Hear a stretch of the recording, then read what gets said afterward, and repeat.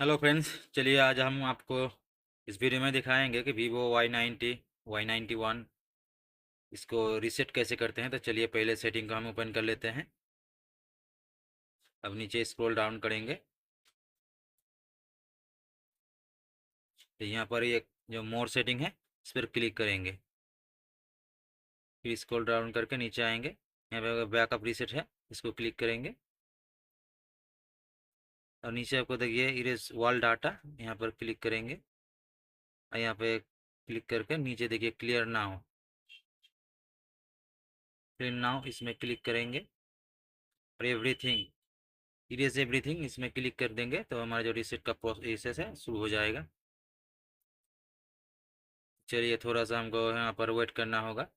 तो अगर आप हमारे चैनल में नए हैं तो प्लीज़ चैनल को सब्सक्राइब कर दीजिए और बेल आइकन को दबा दीजिए ताकि आगे आने वाले वीडियो का नोटिफिकेशन सबसे पहले आप तक पहुँचे।